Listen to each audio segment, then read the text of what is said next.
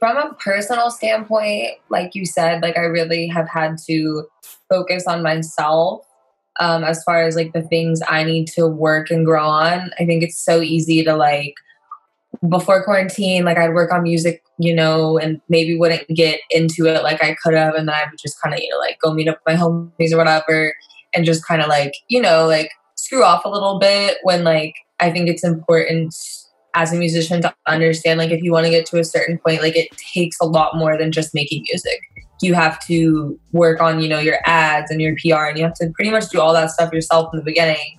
So I think that was a really big thing for me to kind of realize on a personal note, like I need to work a little bit harder if I want to get to where I'm going, And then from a musical standpoint, I got a new guitar. So I've just been like really kind of rewriting a lot of songs more based around like instruments and less around like beats, which has been like a really cool switch up for me.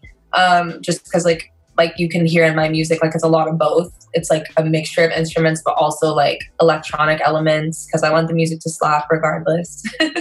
So yeah. So right now I'm writing my EP, and I think like this is challenging me because I'm used to working with beats and more like technology stuff. And this I think is challenging me to kind of tap into like a deeper like side of myself, and I'm working with like new artists.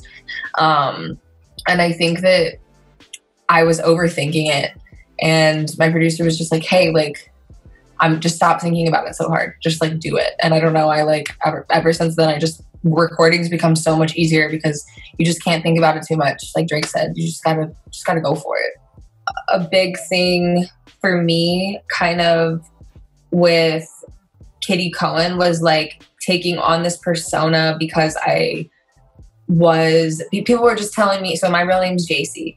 So people were like, oh, why don't you just go by JC and this and this? I'm like, because I don't want to be like just myself. Like I want to perform. I want to like put on a show, and like, it's kind of just realizing like how you want your vision to be received, like how you want your vision to make other people feel. So I felt like I wanted a lot of colors. Like I wanted a lot of like just vibrance, but at the same time, like I'm kind of emo, like, so my music, the lyrics, if you actually listen to them, like it's a little sad, but like, it's just finding that balance. Cause like, I think that's just what life is really, it's not all good. It's not all bad.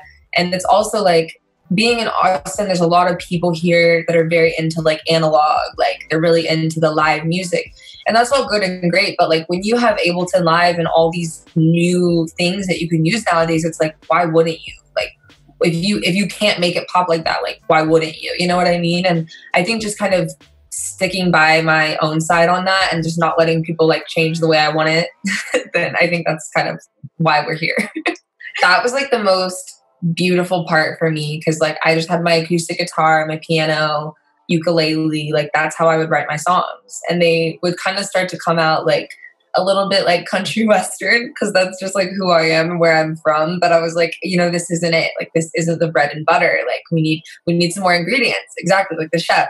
So my friend, and like he's literally the best, his name's Matt Robertson, he introduced me to like software. He introduced me to Ableton, and like I became obsessed. I like learned that way. And then I kind of reached a point to there. I was like, okay, like this is all fun, but this is taking a really long time. And there's people out there that this is what they want to do. They want to be producers, I want to be a singer.